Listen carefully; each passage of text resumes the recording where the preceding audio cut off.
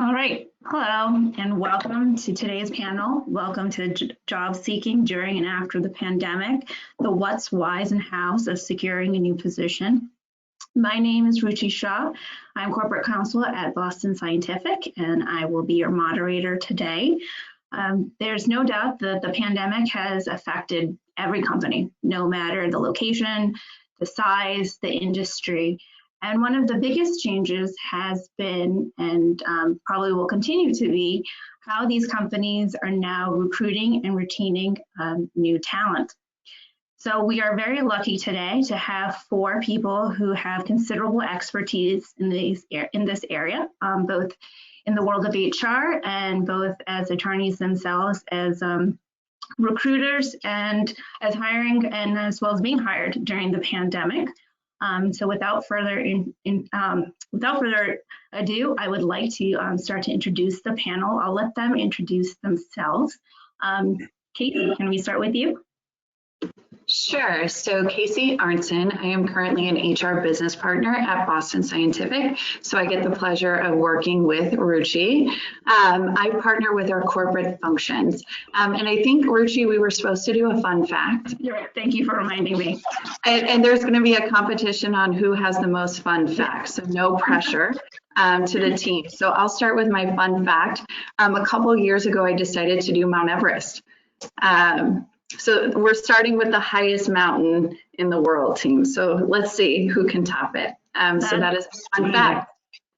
That's a good one. And thank you so much for joining us.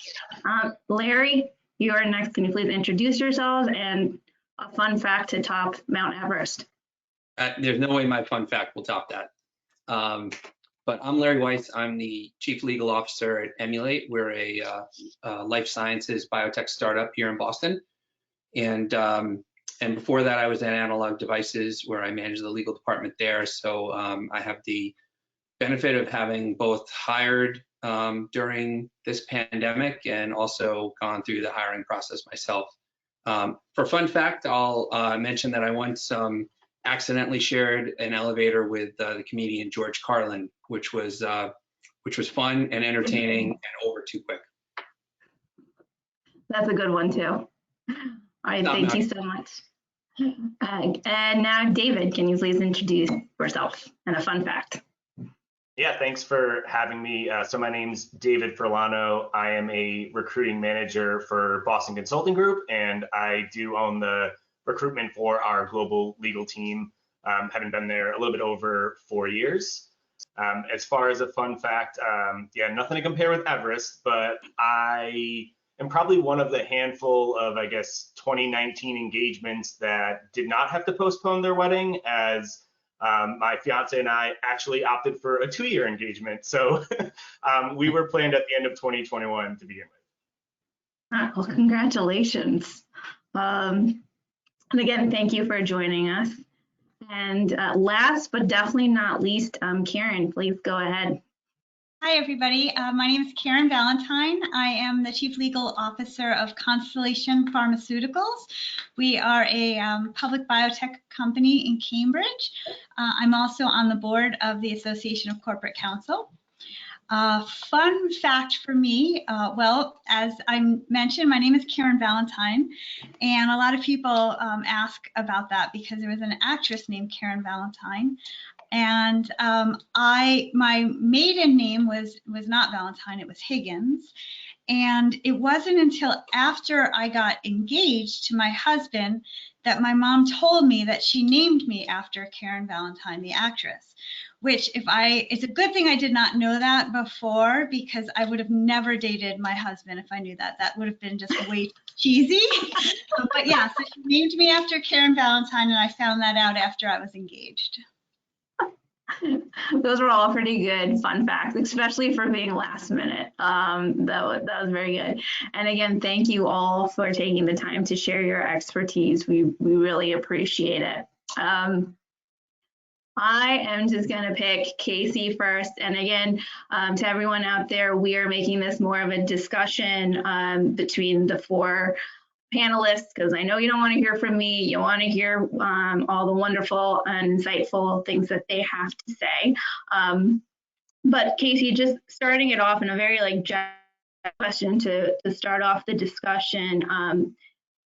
Certainly the use of technology has been a big change in this, but in addition to that, or maybe how with that, like how has the hiring process most changed during the pandemic?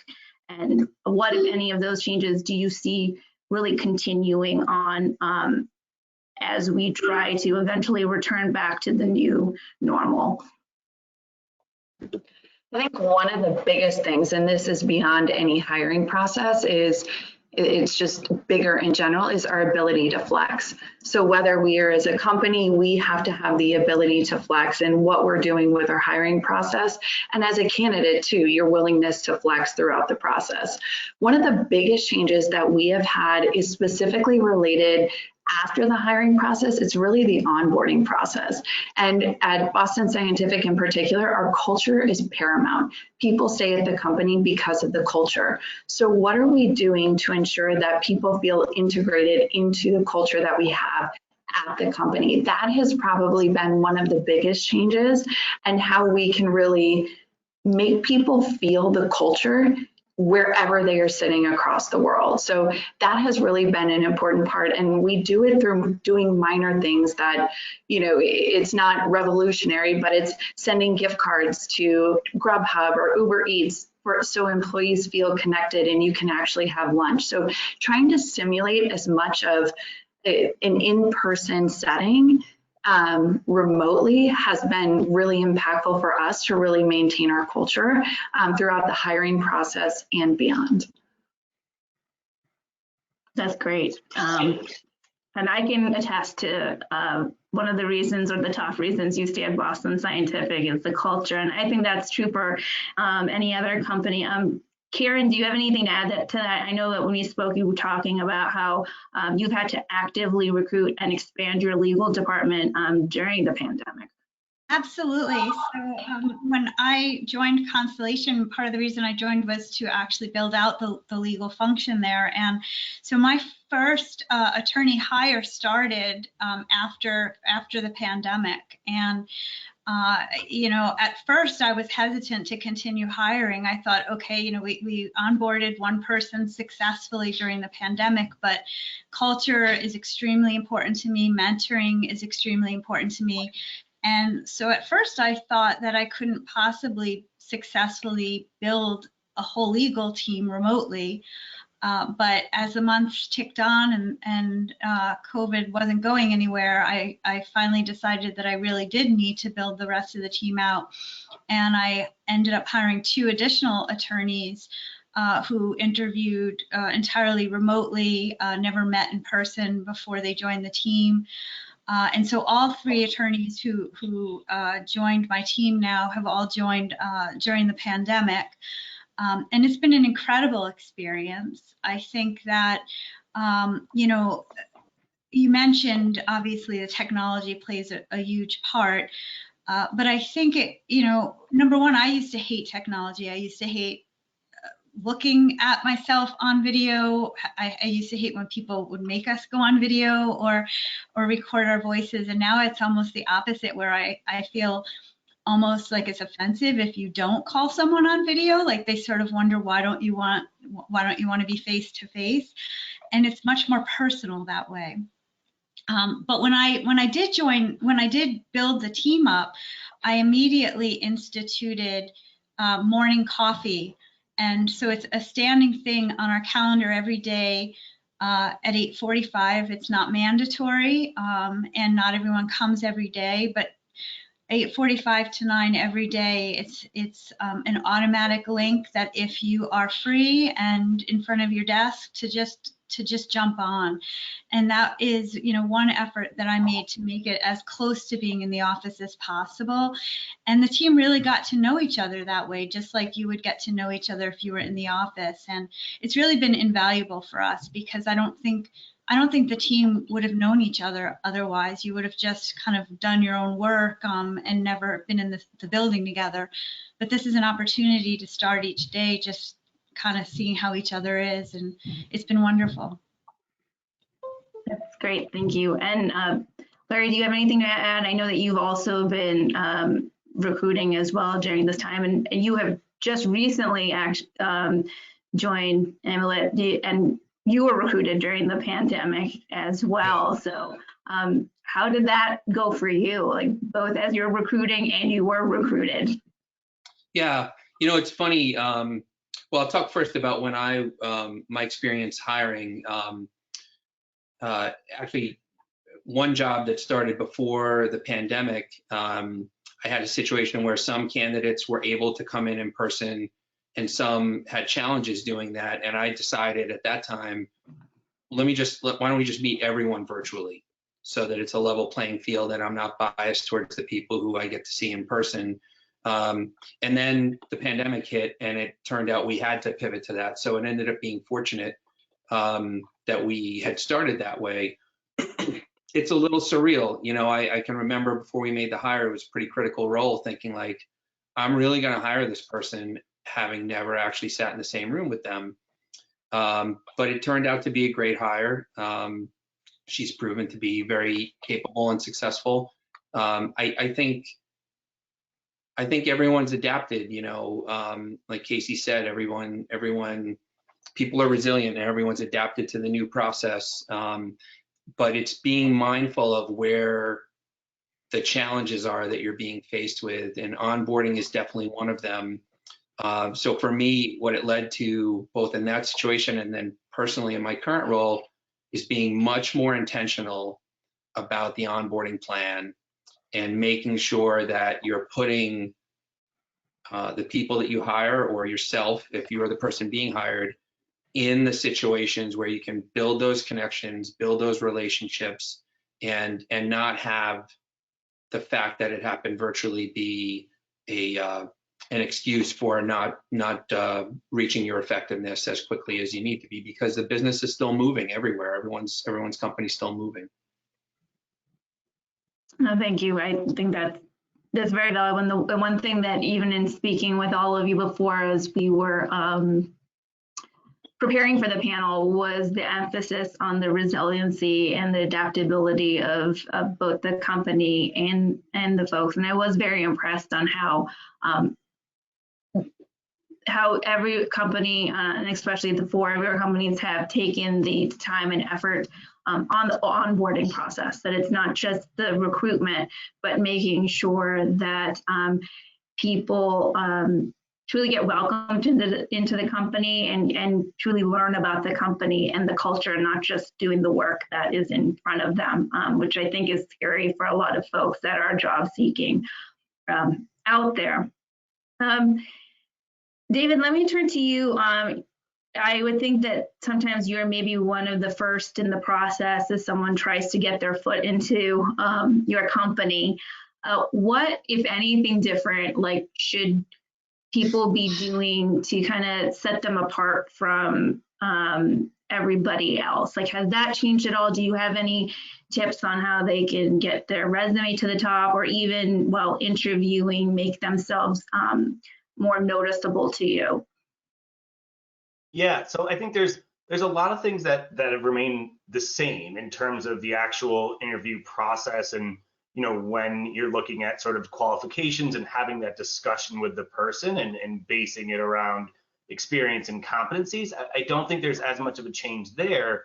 I think there are some things that people can do to be very proactive. I mean, it is an incredibly competitive market right now, and I think as a job seeker, there's tactics that you can do that will help yourself out. And I look at it from, you have the job seeker perspective, and then you have someone like myself in a recruiter role that is looking for talent. So in that note, I think make sure that the information that you're putting out there, whether it's your resume or it's your LinkedIn profile, is very much up to date and keyword rich. At the end of the day, if I'm doing a search for an individual, I'm looking for specific skill sets. It's not enough for someone to certainly just list their title and the dates that they worked at an organization. I'm trying to identify, is this person right for a role, and do they have the skills that this team is looking for? So I think your social media presence in that sense, and LinkedIn is a very large tool for it.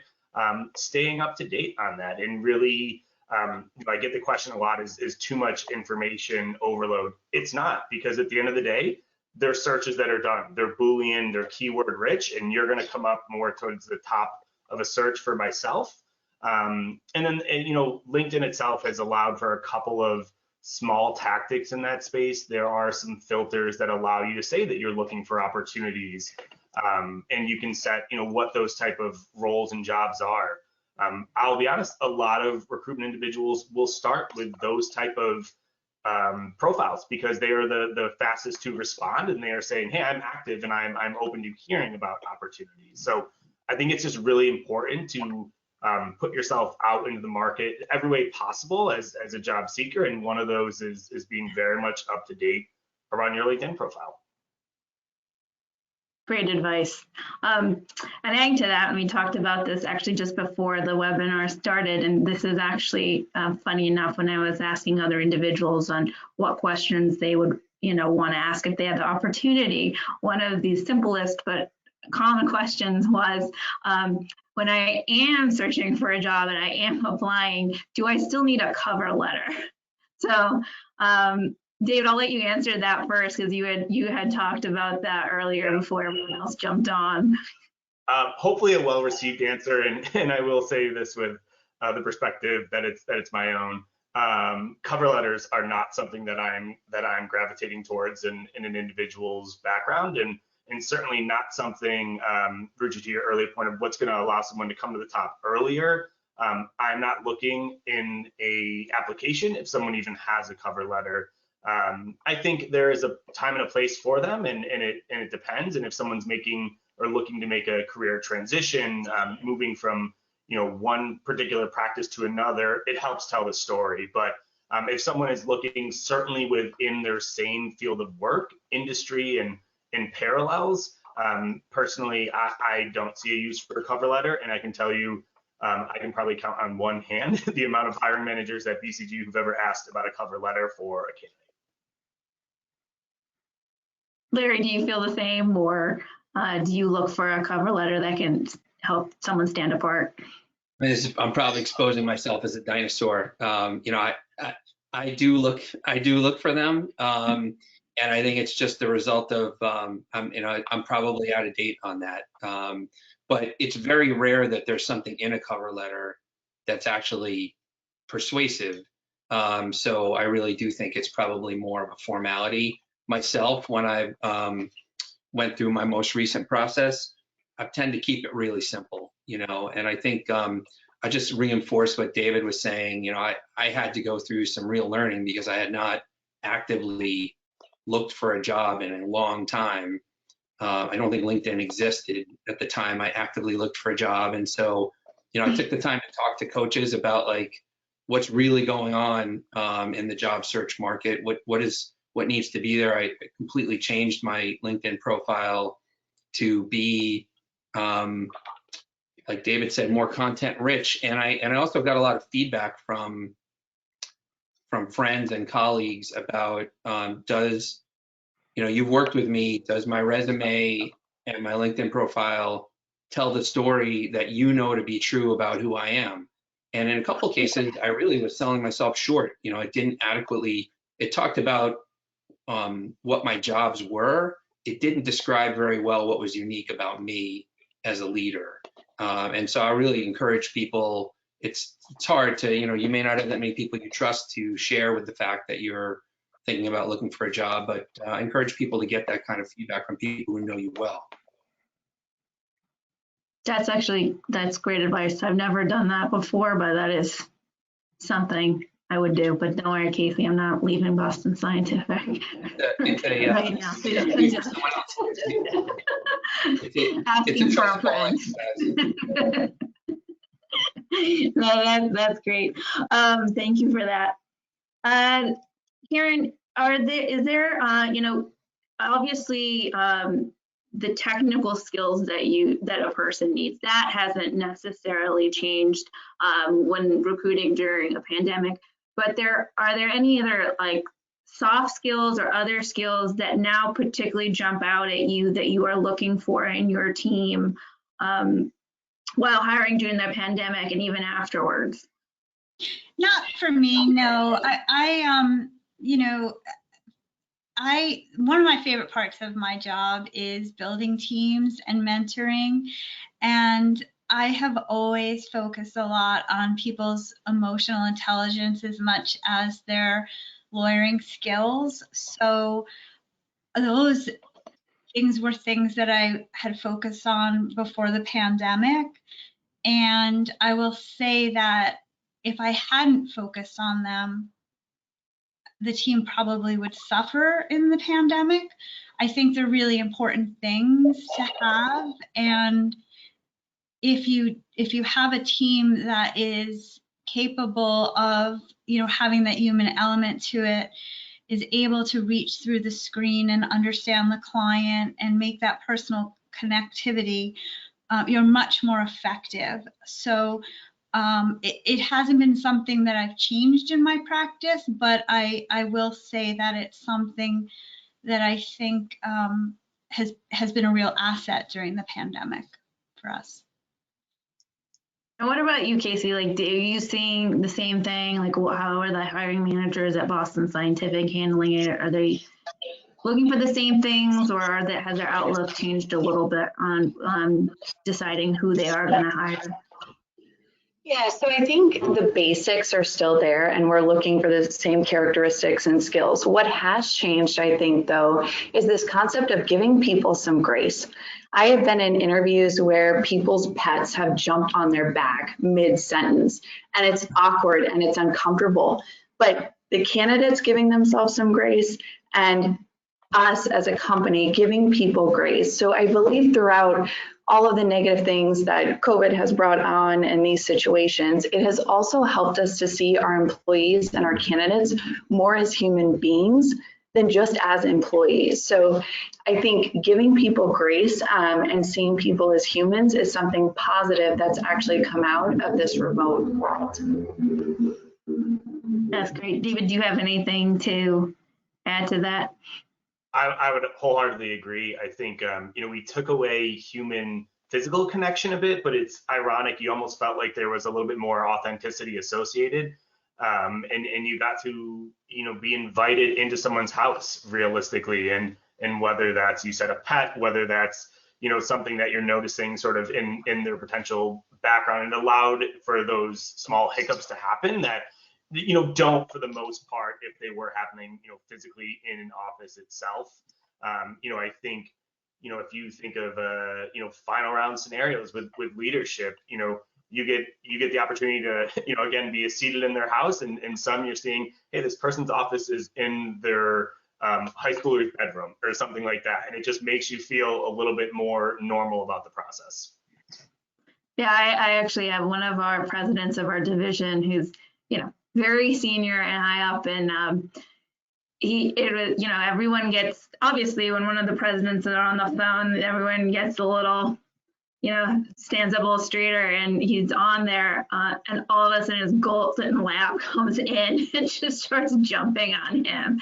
And it's like, it's a very different way than you've ever seen him before. And it's like, the dog does not care that he's a president of a Fortune 500 company. And it just kind of relaxed everybody's attitude. So I definitely think that's changed. And I personally don't think that, obviously when we go back to the office, some things will change, but I think that less formality will always be there, like being more comfortable with sharing each other's personal lives. So that's definitely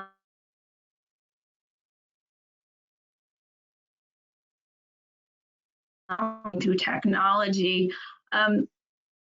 Larry, I mean, we talked about this before as well. Like, do you have any tips for people as they do interview over video? Like, yes, to Casey's point, like we have to give everyone a little grace. You can't always stop the dog. My dog right now is pawing desperately at the door.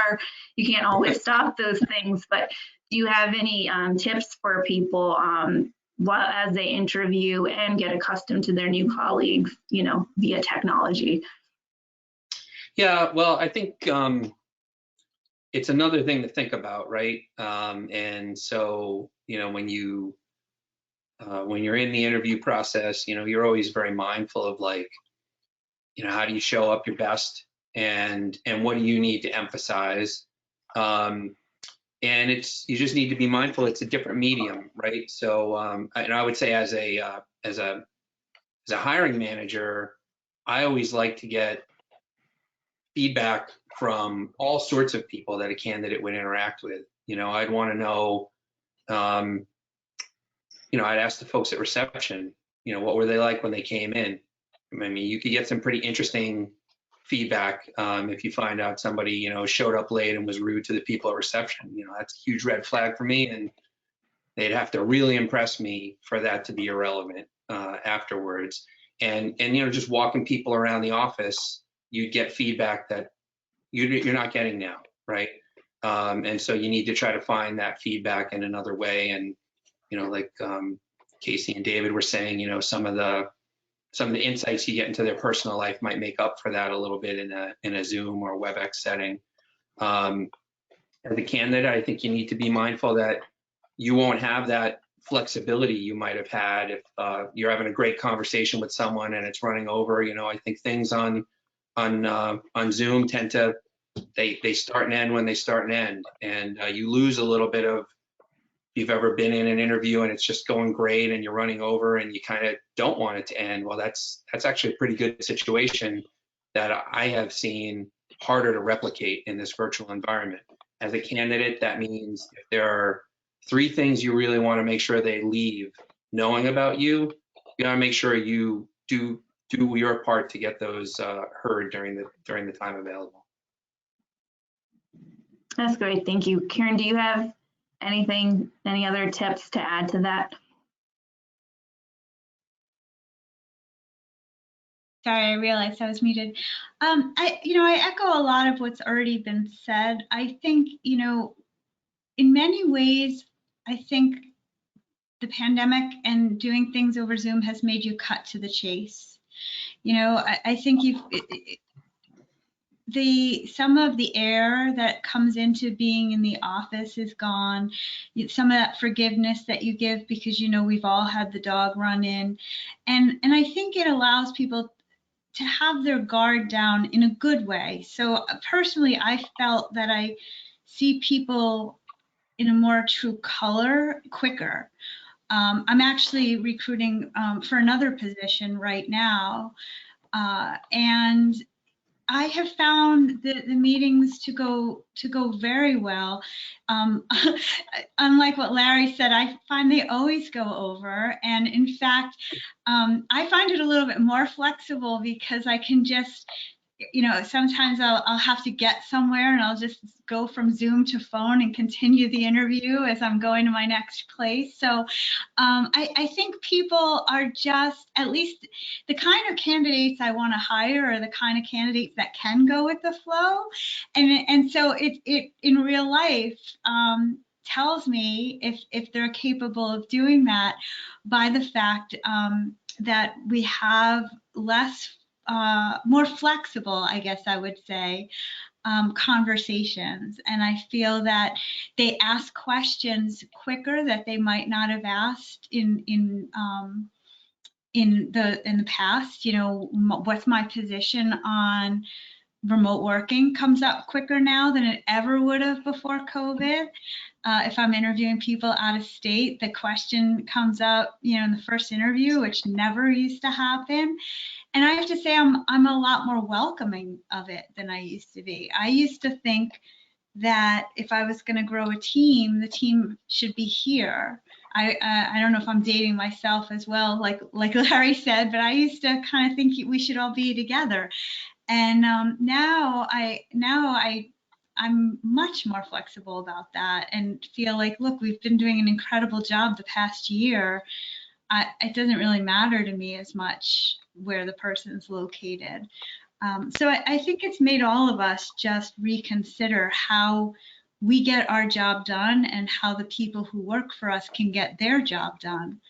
I'm really excited to see how things are after the pandemic. I think some things were challenging, but I also think it gave us a lot of opportunities to learn things that we probably wouldn't have realized before. So hopefully we'll we'll take those learnings and keep those aspects of the pandemic going forward.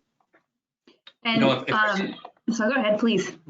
If I could jump in, I just want to maybe double down on a point that Karen made, and I'm interested to hear if David and Casie feel the same way. But I mean, every company is going to be different in terms of what their normal looks like.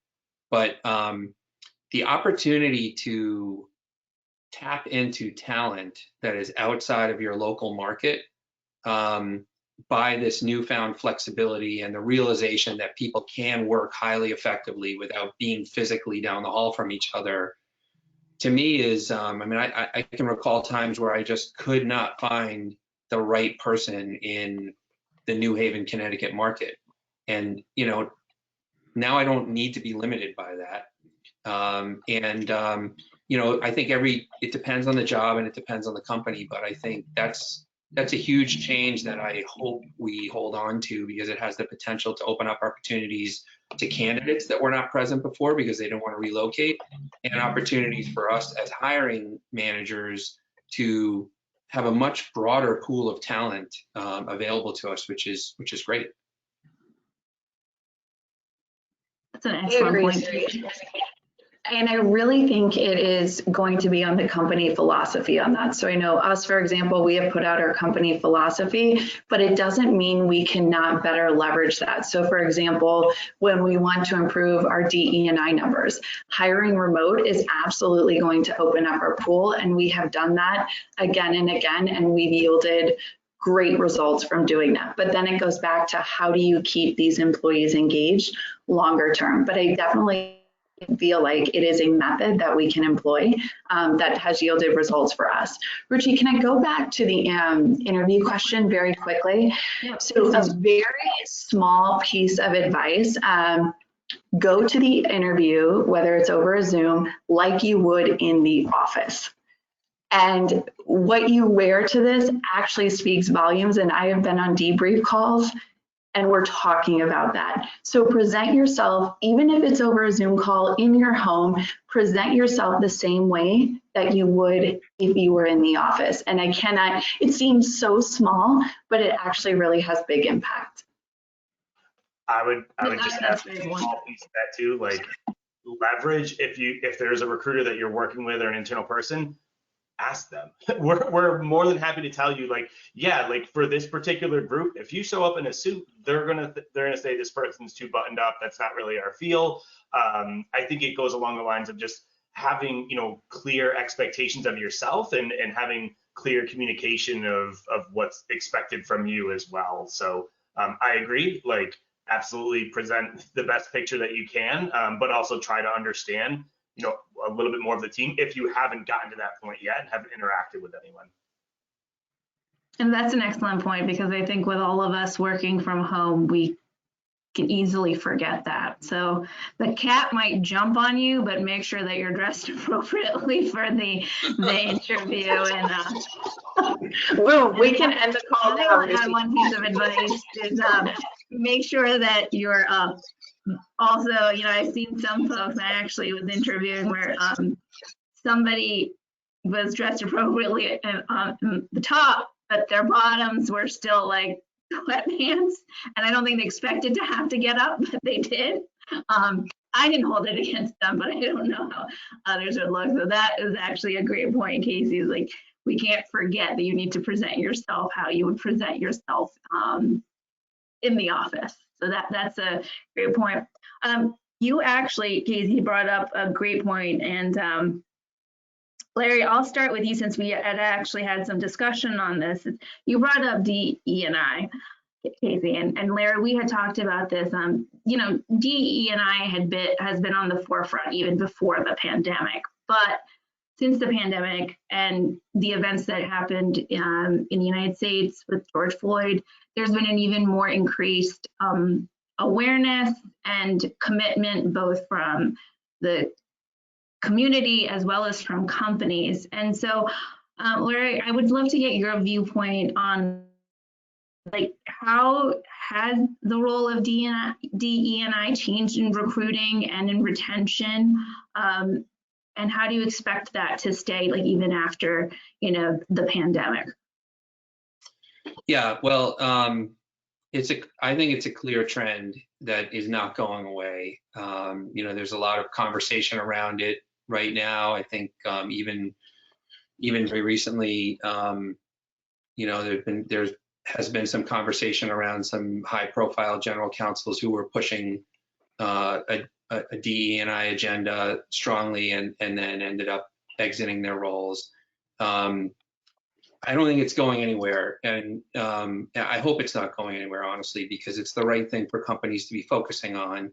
From my perspective, an inclusive company culture is, apart from whether it's the right thing to do, it's the way to drive an effective business. And an effective team is one where everybody can show up as themselves and contribute. So I don't think that's going anywhere. And I think, as a hiring manager, it's a priority for me to ensure that I'm seeing the full breadth of talent available. So if I am posting a job and I'm not seeing a diverse slate, I'm instantly thinking that the process is flawed somehow. We're clearly not tapping into a big part of the market. And so why is that? So I think it'll continue to be a focus, both on the hiring side and on the candidate side. And I also think, depending on the role, it's an important focus to know how well attorneys who are in manager or leadership roles are at driving the right inclusion and diversity efforts. So that's my perspective. I think we'll see it continue. Thank you. Karen, I'd love to hear your viewpoint as well on this important topic. Sure.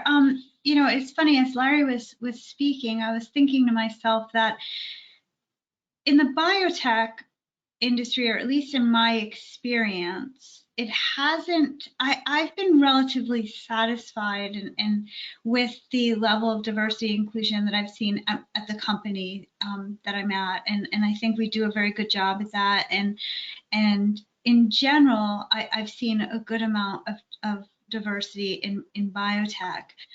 But what I've seen really picking up, and it's a great push from in-house, is the pressure that we're putting on the law firms to have more diversity and inclusion. And it's coming even from some of my biotech general counsel colleagues, where we're saying, like, we're not going to give business to you unless you have a diverse pool of attorneys working on the matter. That has been a new trend that I've seen pick up, and I think that's important, because I do think in-house, at least for our specific industry, and I don't mean to be such a generalist here, but it's easier in-house than it is in the law firms. And I do think that the law firms have to catch up in that front. I also think the boards have to catch up. And so to the extent that the focus is being put on making sure that boards are more diverse, I think that's great. So, I have seen a lot of diversity in practice myself over the last few years. So I haven't seen a major change in behavior necessary day to day within the corporate environment that I'm in, but I do like to see it happening around me. Perfect, thank you. And David, I mean, this is such an important topic, so I do want to hear from all four of you on this. So David, I will go to you next, and then we can round it out with Casie.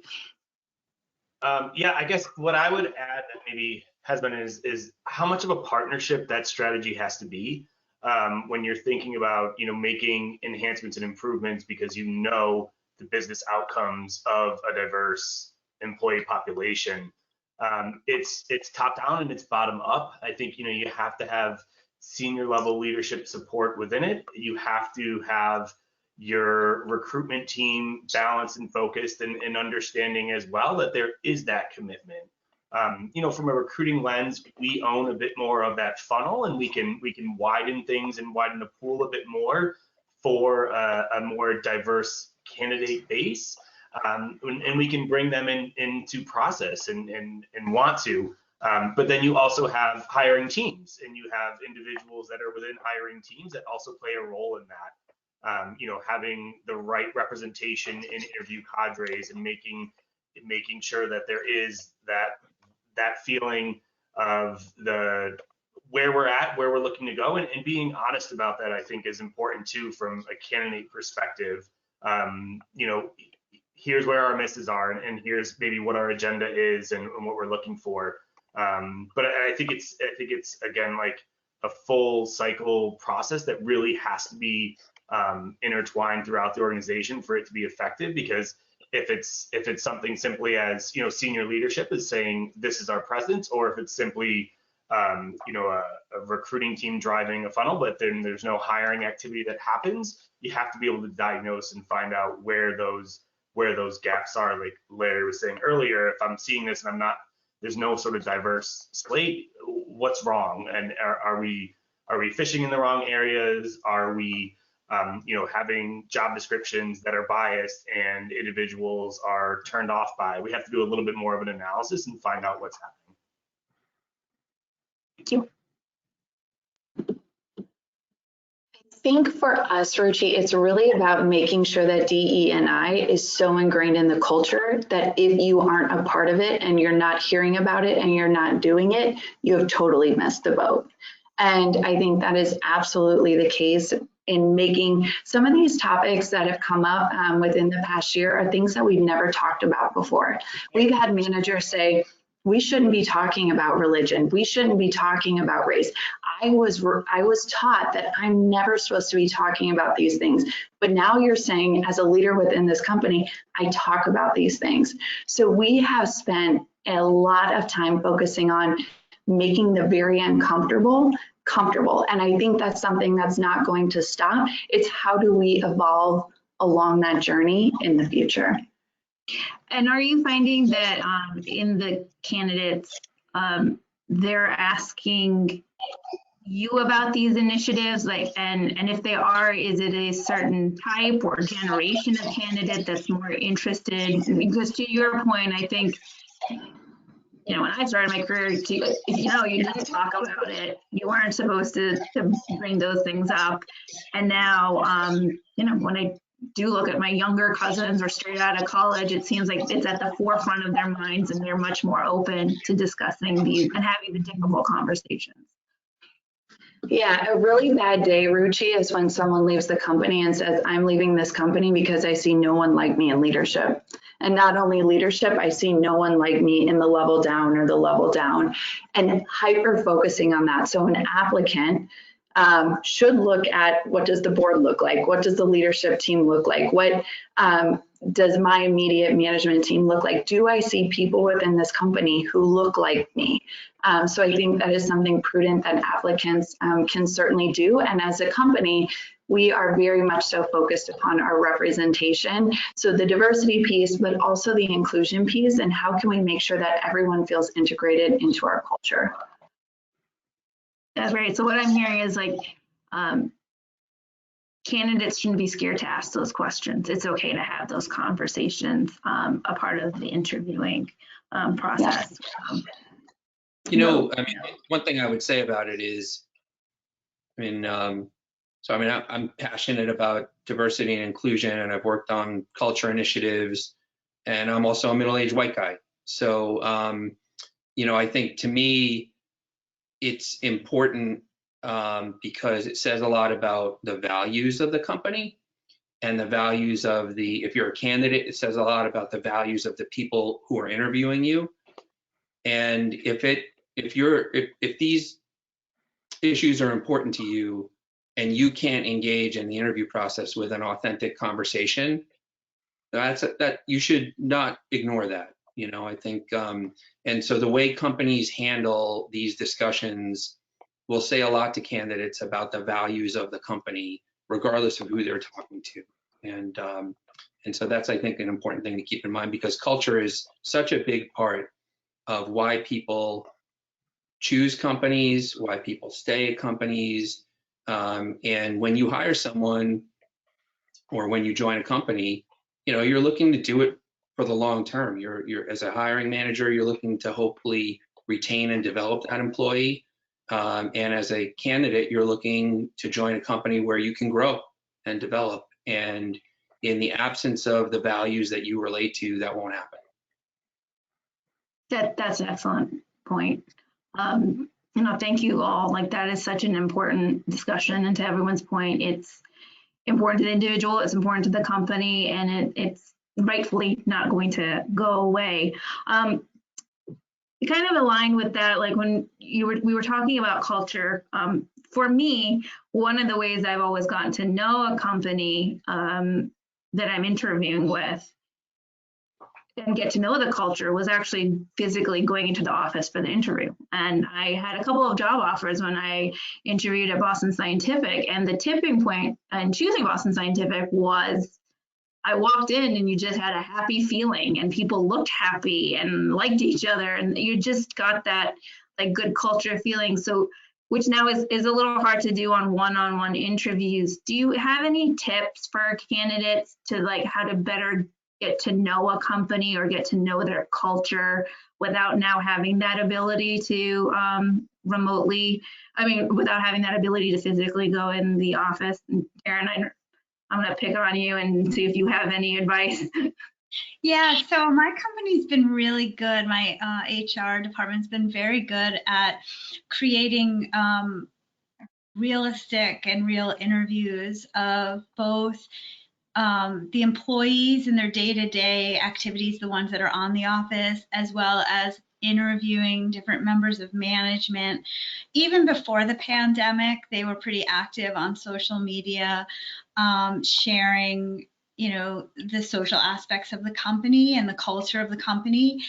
But now that we've had the pandemic, they're even more onto that. They share it with the whole company at times, but also with applicants. And I've had multiple candidates, when they get on to interview with me, say that they loved the videos that my HR department sent them. And I didn't even know that HR had sent them videos, but, they're sending them things that, show what the culture of the company is like. And what makes me proud too is that I know that they're real. They're not staged things that are being used to advertise, but it is a genuine reflection of the culture.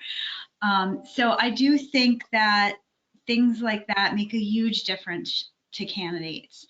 And to be honest, I think it's in some ways it's even more meaningful than being in the office, in the sense that, it's hit or miss when you get into the office whether or not you're going to get there on a day that people are celebrating something. But if we can capture those moments and share them, and little things like we've asked employees in one word define what it means to be at Constellation, and we just would interview each of the people saying that, and the answers were consistently collaborative and things like that, and we share that with candidates, and that means a lot to them. So I would encourage people to do things like that and share them with the candidates. Does anybody else have any other advice or tips for both either the candidate or the recruiting company? Just one thing to mention on your point, Ruchi, is when I was interviewing with Emulate, I went through the process, everything was going well, I was enjoying meeting everyone, and I get to the point where I have a decision to make, and something was bothering me and I couldn't quite put my finger on it. I was talking to my wife about it, and I said, I think it's bothering me that I have not been to the office. Like there's a there that I haven't seen, and I feel like I don't know what I'm committing to, in part because I haven't seen it. So I called up the head of HR and talked to her about it, and she said, you know what? On Wednesday, I'm gonna have a FaceTime call with you, and I'm gonna walk you around the office, and I'll introduce you to people. And so she did that for me. I think they had not done that before, but she did it for me, and it really resolved that concern for me. And so, I guess it gets to the point that everyone's different, right? Every candidate you're going to be considering is different, and they Some people may have no issue with that at all. For me, it was a concern, and just know, like, it's your job when you're interviewing, once you find the right candidate, it's your job to make them feel comfortable with the decision in front of them. And in this case, you know, Emulet did what they needed to do to get me comfortable to feel good about the company I was joining in an office that I, you know, don't go into every day yet, but will soon. That's great. And kind of adding to that point, you know, I'll ask you, David, and then Casie, in addition to learning culture, once someone's gotten the job, you know, we talked about what the company was doing to on.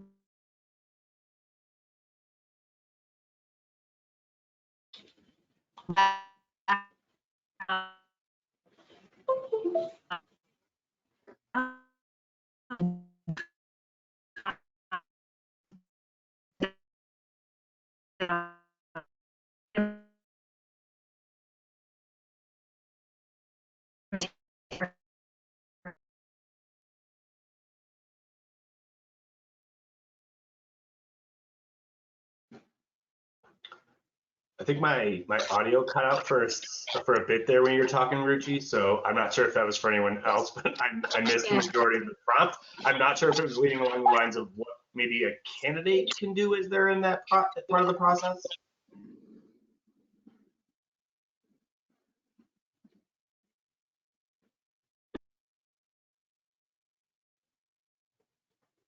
Yeah, we're having trouble hearing her. I cannot hear you. Oh.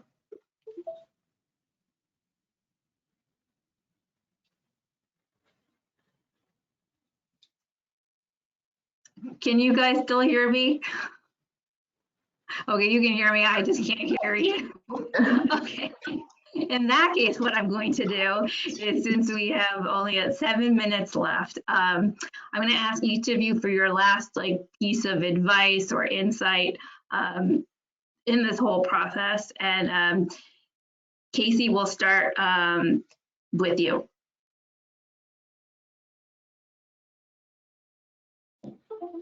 Perfect. So I will tag on to the last part of the question, Ruchi. I would look, so it's not as intimate because you're not in person. So I would draw a parallel between job seeking and dating. You may just want to prolong the process a little bit further, so you really get to know the company before you jump ship from your current place of employment. So whether that's establishing networks internally, whether that's getting referrals internally, really making sure that you know the company, because it's a different world and it's not potentially as connected. So make sure that you know before you go.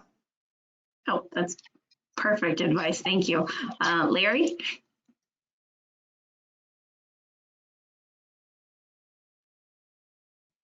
Yep.